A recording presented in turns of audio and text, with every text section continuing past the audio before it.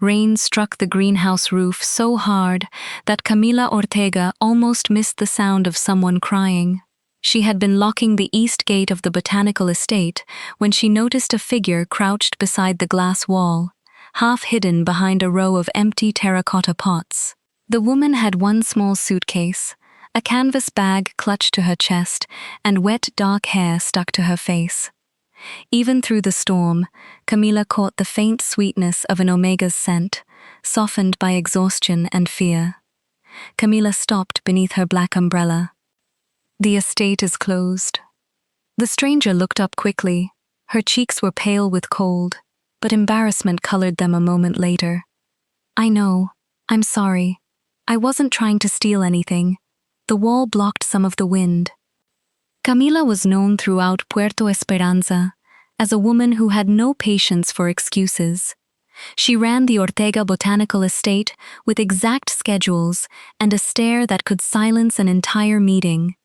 Employees respected her, competitors feared her, and no one could remember the last time she had invited anyone into her private home. The stranger pushed herself upright and reached for the suitcase. "I'll go." She managed one step before her knees weakened. Camila caught her elbow, then released it immediately when the Omega flinched. "Are you injured?" "No, just tired." That was not a tired person's balance. "Then I'm very tired."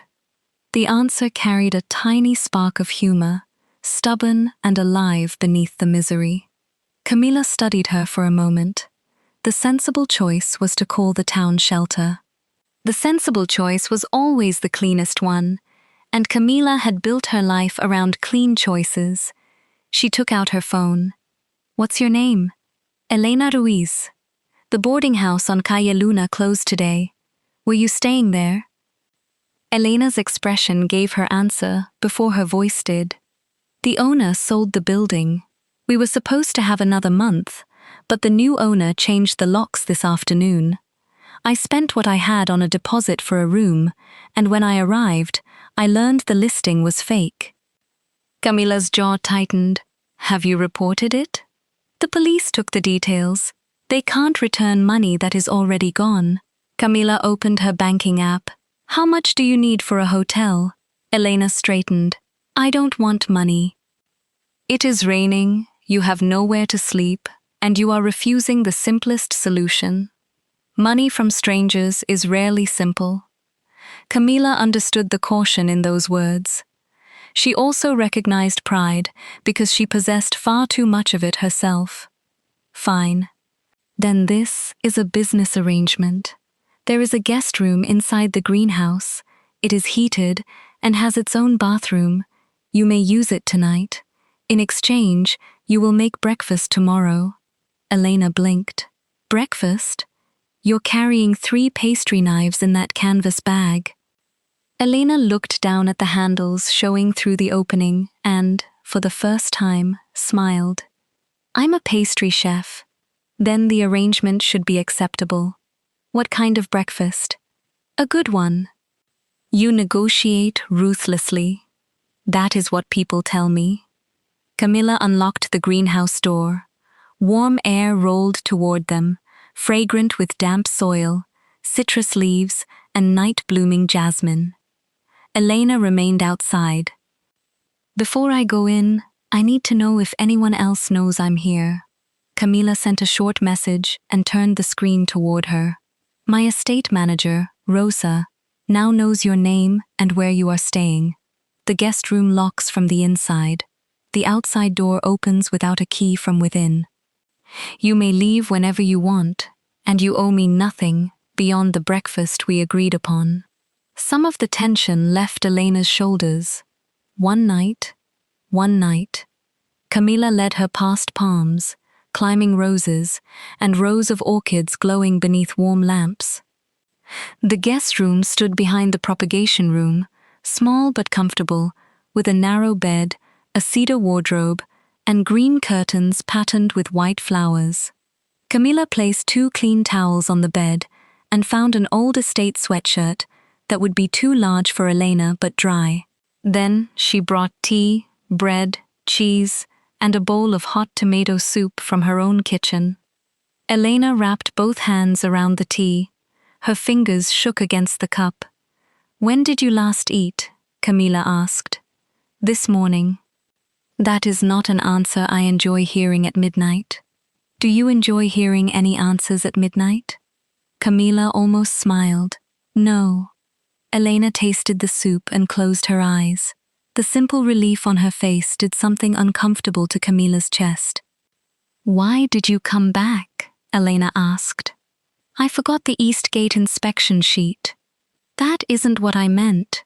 You could have called someone and kept walking." Rain streamed over the glass around them, making the rest of the world seem distant. Camila looked toward the door instead of at Elena. Because no one should be left outside alone in weather like this. Elena lowered her gaze to the soup. "Thank you. Get some sleep. Breakfast is at 7. 7? You agreed to a good breakfast, not a late one." At 6 the next morning, Camila entered the estate kitchen and discovered that Elena had already taken command of it.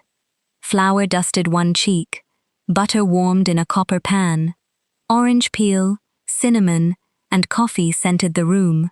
Elena moved between the counter and oven with the calm precision of someone returning to the one place where she trusted herself completely. She served sweet rolls glazed with local honey, eggs folded with goat cheese and herbs, and slices of caramelized orange. Camila, who usually drank bitter coffee while reading inventory reports, sat without opening her tablet. "Well?" Elena asked. Camila took another bite of the roll.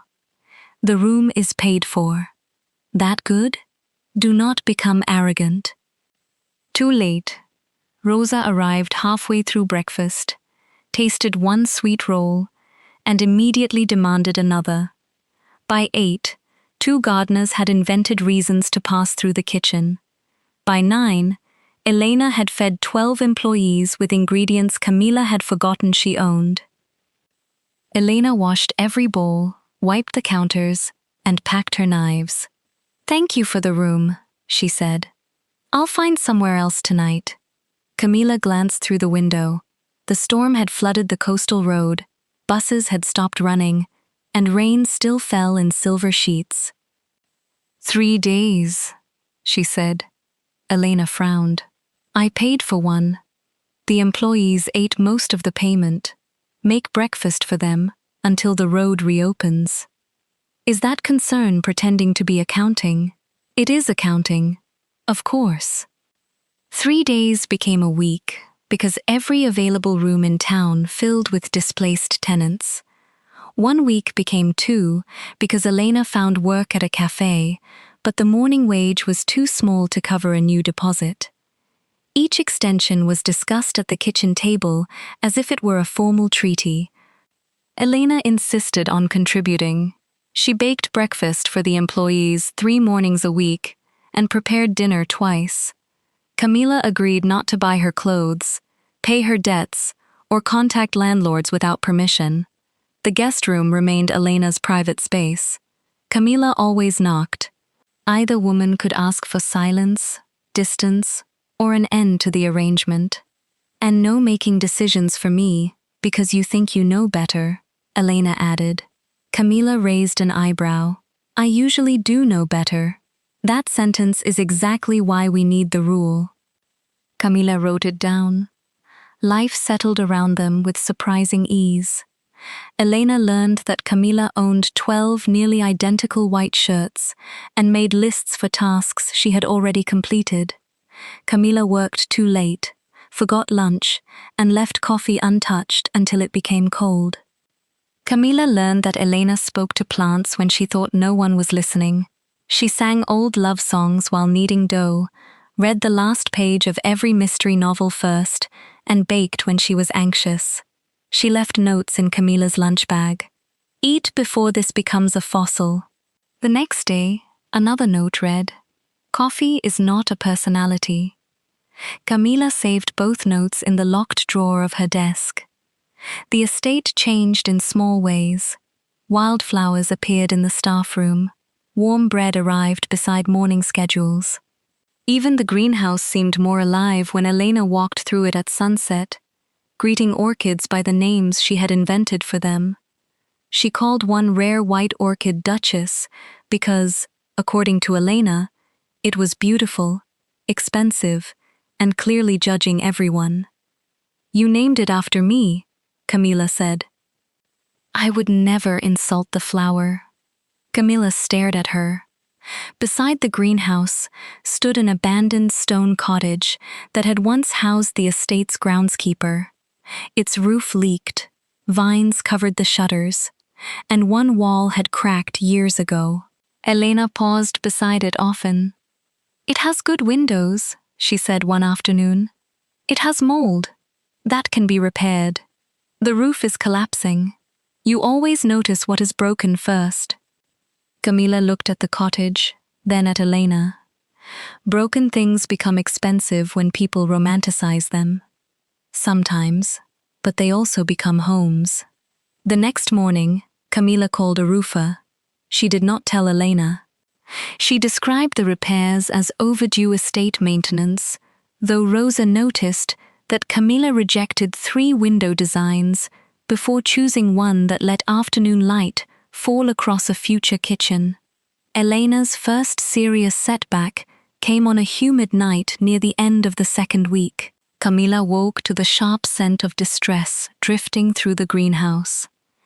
She crossed the glass corridor quickly, but stopped outside Elena's door. "Elena?" No answer came, only a muffled breath. Camila knocked once. "May I come in?" "I don't know." The strain in Elena's voice made Camila's alpha instincts surge, fierce and protective. She forced them down until her breathing was steady. "Then I'll stay outside. Tell me what you need." "I had a nightmare." "Do you want company or space?" There was a long silence. "Company, but stay by the door." Camila entered and sat on the floor with her back against the closed door. Elena was curled beneath the blanket, eyes wide in the dim light. Camila did not move closer. "Can you tell me 5 things you see?" she asked. Elena swallowed.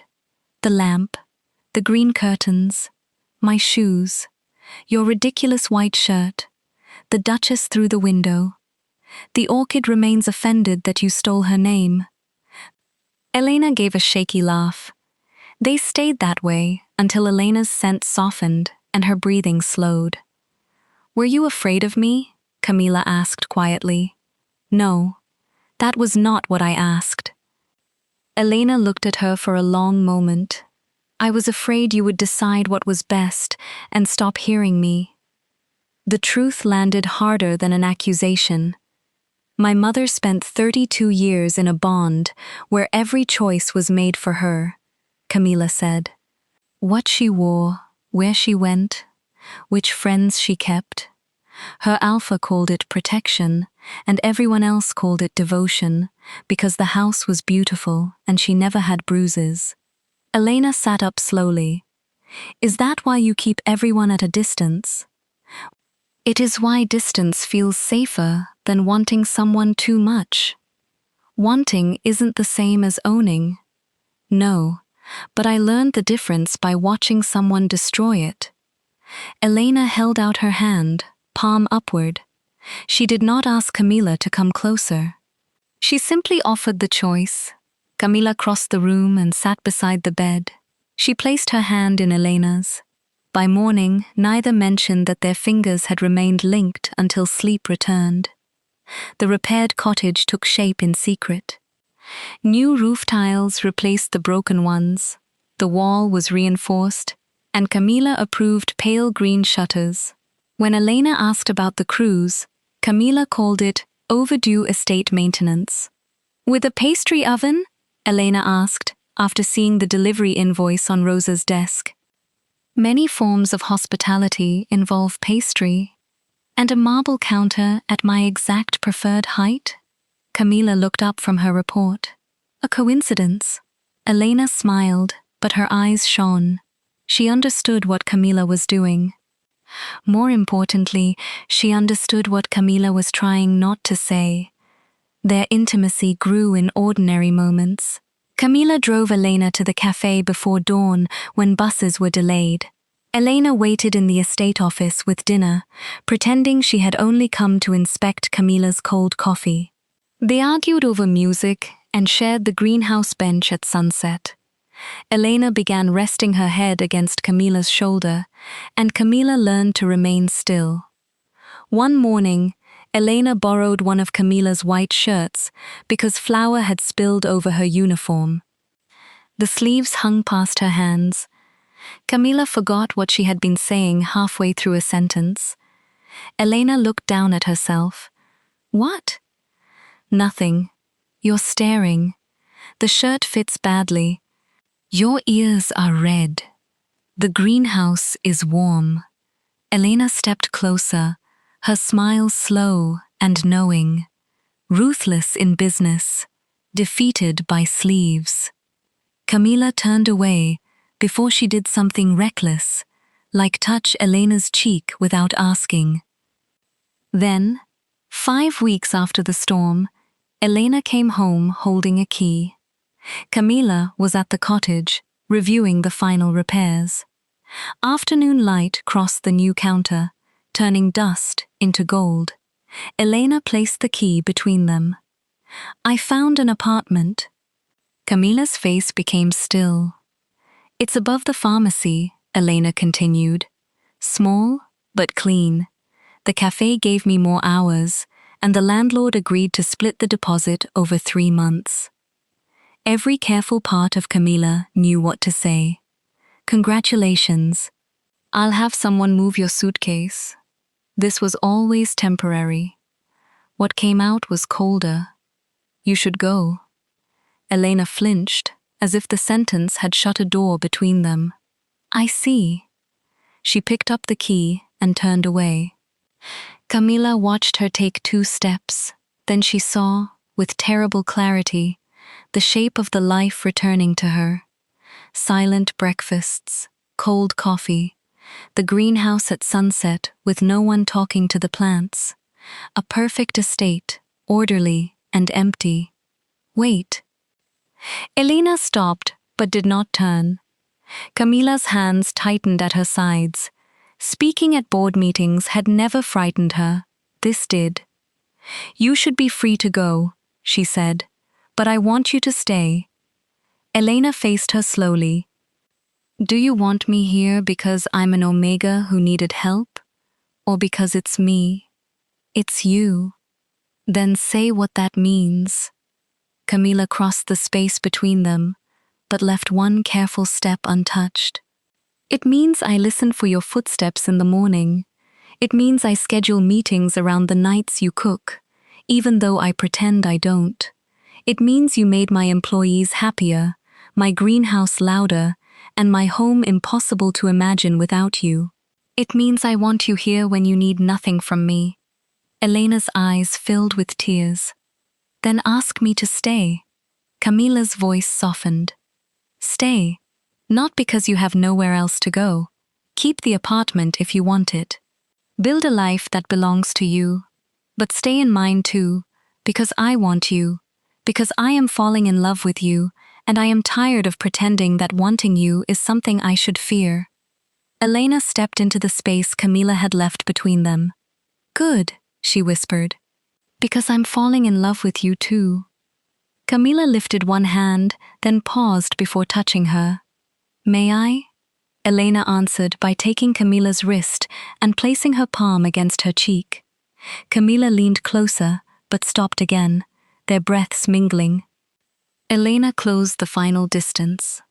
Their first kiss was gentle, warm, and almost unbearably careful. It tasted of coffee and honey. When they parted, Camila rested her forehead against Elena's. You kept the apartment, Camila said after a moment. That is what you say after kissing me? I'm trying to respect your independence.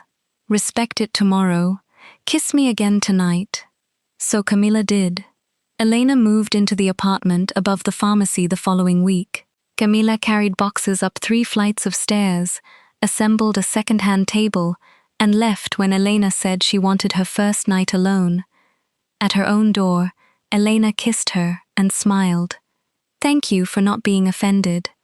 I am deeply offended by the table. It has one short leg. I meant by me needing this." Camila looked past her, into the little apartment Elena could now afford, with her own wages. "I'm proud of you for needing it." Their courtship unfolded between 2 homes. Camila never used her key unless invited. Elena spent weekends testing recipes in the cottage. They walked along the seaside pier after closing time, hands linked beneath the lamps. Camila learned to drink coffee hot, because Elena rewarded her with a kiss whenever she remembered. They had breakfast dates, sofa naps, and quiet evenings when Elena ruined mystery endings. Their scents settled around each other, cedar and bergamot woven with vanilla and orange blossom, comforting without any bond compelling them to stay. One evening, Camila took Elena to the upper greenhouse after the estate had closed. Hundreds of night-blooming flowers had opened beneath strings of warm lights. White petals floated above them like small stars. "This is beautiful," Elena whispered. "The flowers open for only one night." "Then I'm glad you asked me to see them." Camila's thumb moved over Elena's knuckles. "There are many things I want to ask you someday." Elena heard the weight beneath the word. "Someday," she agreed, "when neither of us is asking from fear." Camila kissed her beneath the hanging flowers and understood that waiting could be a form of love. The cottage became Elena's dream slowly enough that it remained hers.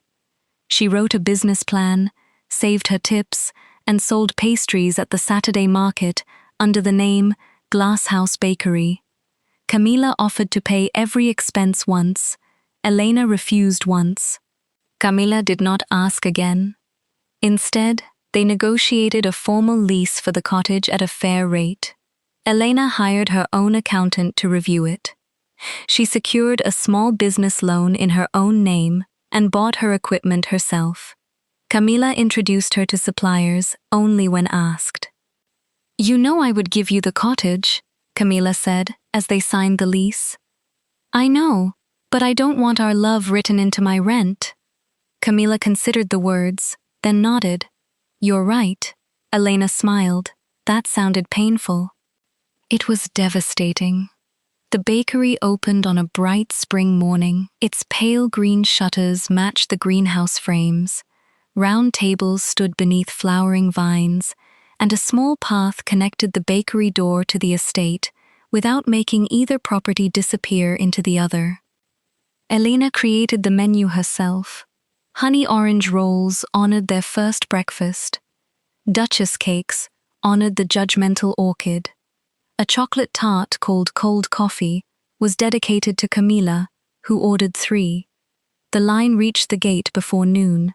Camila watched the woman who had once arrived with one suitcase move through a business she had built with her own hands. Elena looked joyful, capable, and entirely free. Rosa nudged Camila. "You can look proud in public. It won't damage the brand." "I am maintaining professional composure." "You have been crying for 6 minutes." That evening, after the last customer left, Elena found Camila in the greenhouse guest room.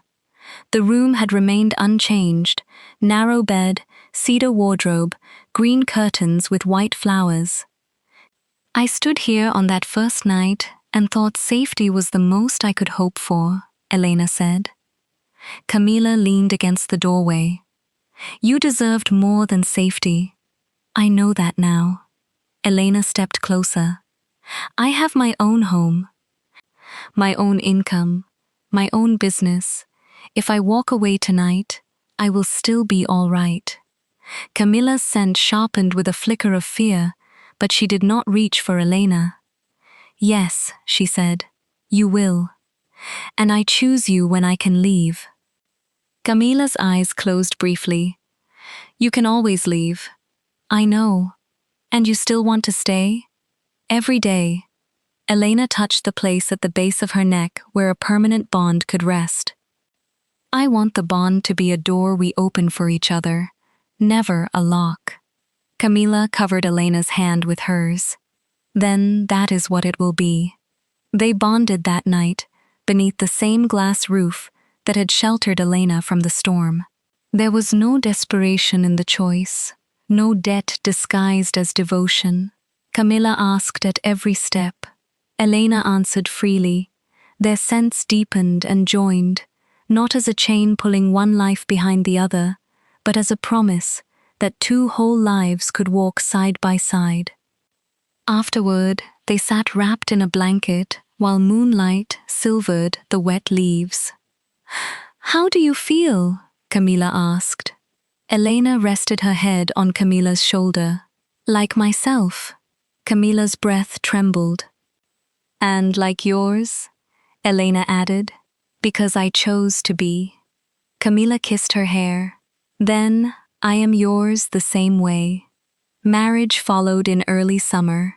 They held the ceremony in the greenhouse courtyard before the bakery opened for the day. Rosa officiated because she had witnessed the first breakfast and claimed seniority. The gardeners hung ribbons among the jasmine. Bakery customers contributed so many flowers that Camila's carefully planned arrangements vanished beneath cheerful disorder. Elena wore a simple cream dress. Camila wore one of her identical white shirts beneath a dark green suit, though Elena insisted it was a special white shirt because it had been ironed twice. When it was time for vows, Camila unfolded a page, looked at Elena, and forgot every prepared word. Elena smiled. Did the ruthless Camila Ortega lose her list? Camila let the page fall to her side. I spent most of my life believing love became dangerous the moment it mattered too much, she said.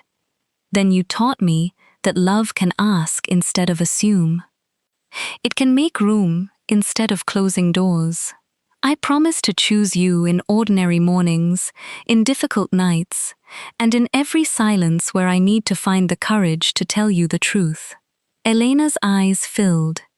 I promise never to confuse your strength with hardness, she replied.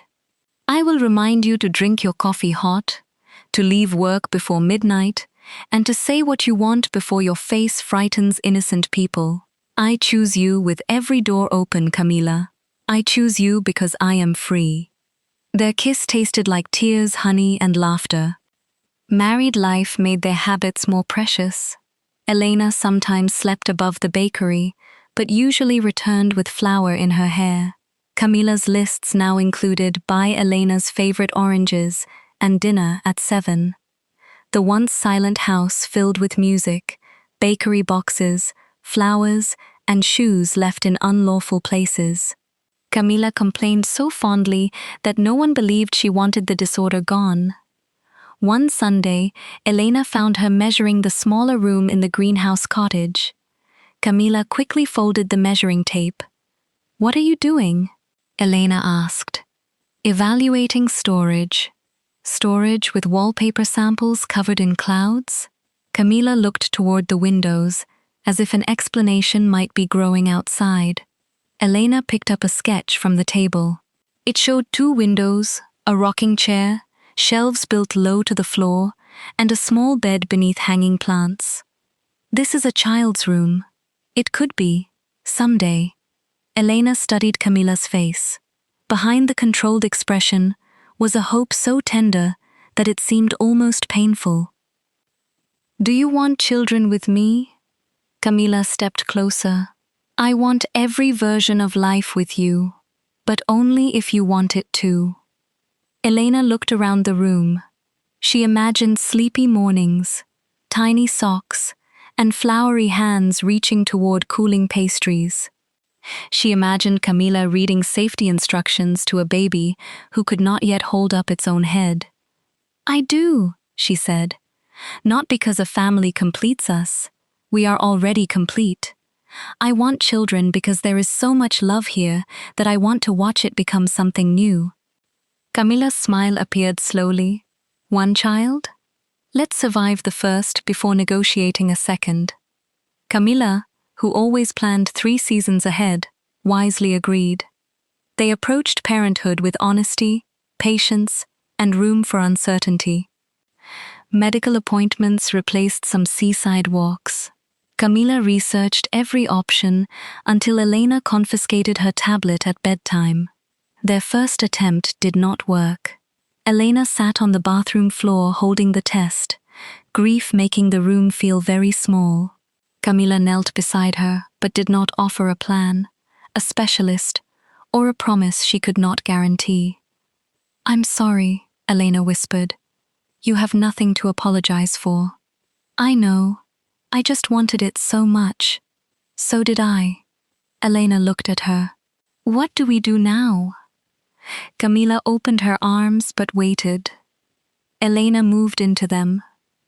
"Now we grieve together," Camila said.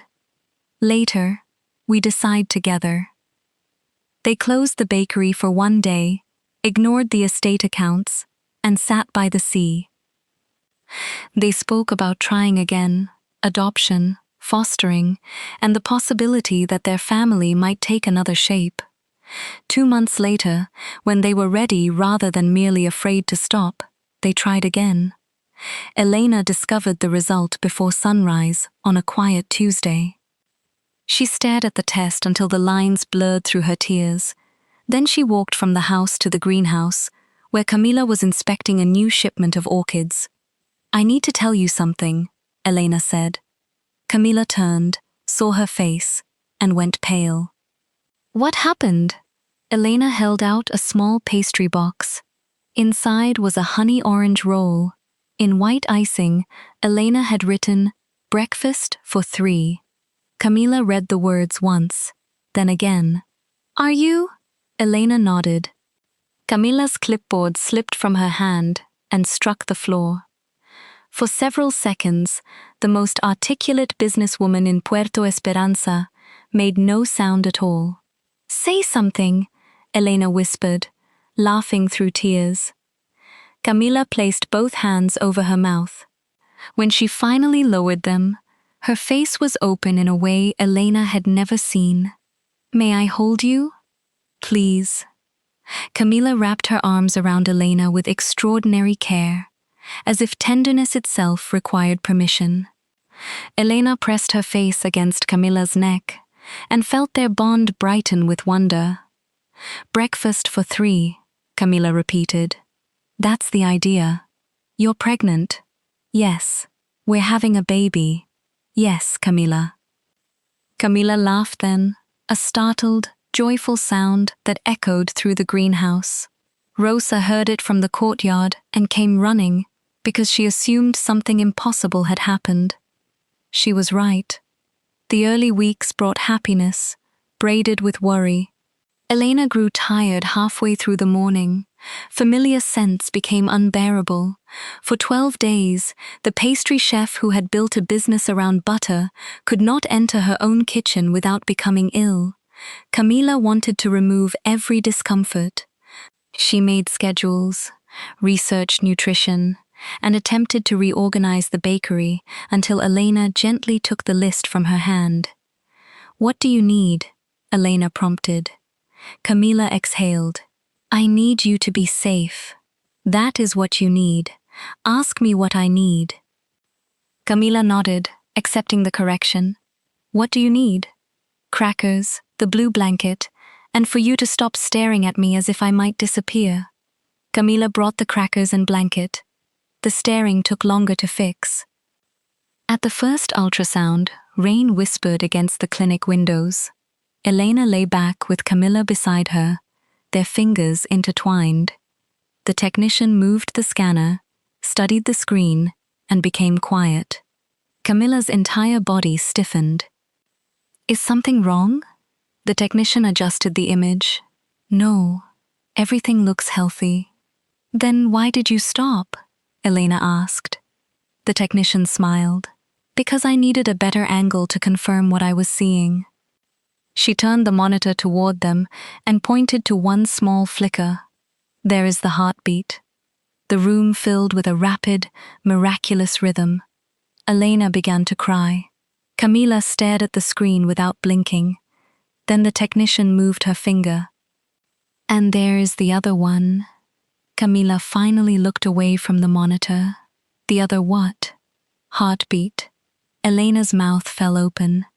The technician laughed softly. You should say hello twice. You're expecting twins. For once, Elena had no joke ready. She looked at Camila, whose expression moved from shock to wonder, and then to the unmistakable panic of a woman recalculating every plan she had ever made. 2? Camila asked. 2, the technician confirmed. Elena squeezed Camila's hand. You wanted every version of life with me. I did. Apparently, life heard you and became efficient. Camila laughed, though tears ran freely down her face. She bent over Elena's hand and kissed each knuckle. Hello, she whispered toward the screen. Then, remembering, hello again, news of the twins spread quickly. The gardeners argued about names, Rosa bought 2 tiny hats, and bakery customers delivered enough advice to fill the greenhouse. Camila revised the nursery plan. The cottage room would not hold 2 cribs, so she claimed part of the greenhouse sitting room. She installed insulated glass, quiet ventilation, and wide doors. The walls were soft cream, the shelves curved like branches, and hanging baskets filled the ceiling with safe flowers. Elena discovered the renovation when she followed the sound of a drill one afternoon. Storage again? She asked from the doorway. Camila stood in the middle of the room, holding 2 instruction manuals. Expanded storage. Behind her were 2 unopened crib boxes. Elena rested a hand on the gentle curve of her belly. You know they won't sleep in a greenhouse on their first night. The cottage connects to it. The temperature is controlled. The glass is reinforced. The flowers are non-allergenic. And I have installed 3 monitoring systems. Only 3?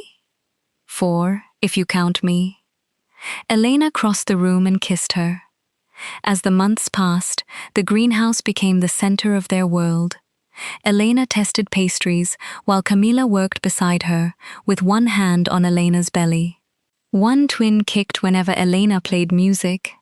The other became active when Camila used what Elena called her terrifying boardroom voice. They already know who makes the schedules, Camila said, or they are filing a complaint. At night, they talked about motherhood.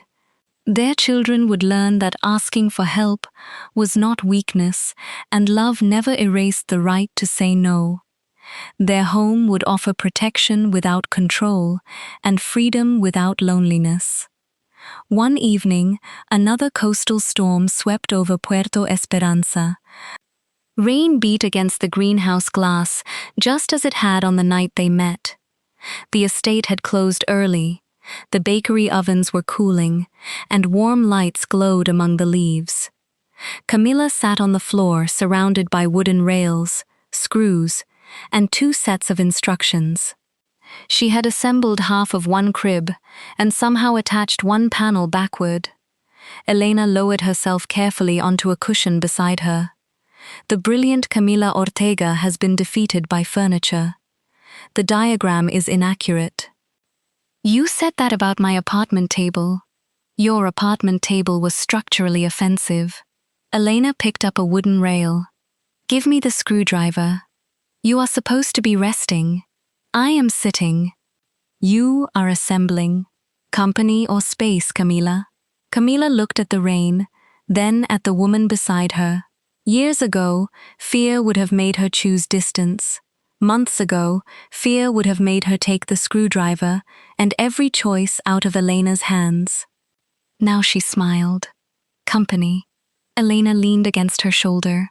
Together they corrected the backward panel and began the second crib beneath baskets of hanging jasmine. The old guest room stood only a few steps away. Its green curtains were open, and the narrow bed where Elena had once slept alone was silvered by the storm light.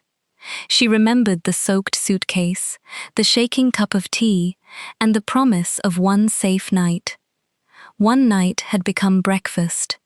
Breakfast had become 3 days. 3 days had become 2 weeks, then a bakery, a bond, a marriage, and 2 small heartbeats waiting to enter the world. Camila placed her hand over Elena's belly. One baby kicked beneath her palm. A second movement followed from the other side. Camila's eyes widened with the same wonder she had shown in the clinic. "Hello," she whispered. Then she moved her hand and smiled. "Hello again." Elena covered Camila's hand with her own, while rain flowed over the glass, and flowers swayed above the waiting cribs. Camila had not rescued Elena by giving her a room. Elena had not saved Camila by making her less afraid. They had simply given each other what neither had known how to ask for: safety without debt, closeness without ownership, and love with every door left open. Outside, the storm continued. Inside, beneath warm lights and hanging flowers, 2 women built a future spacious enough for freedom, tender enough for trust, and strong enough for 4. Because love was never the lock on the door. Love was knowing you were free to leave, and choosing, again and again, to stay, even when the storms returned.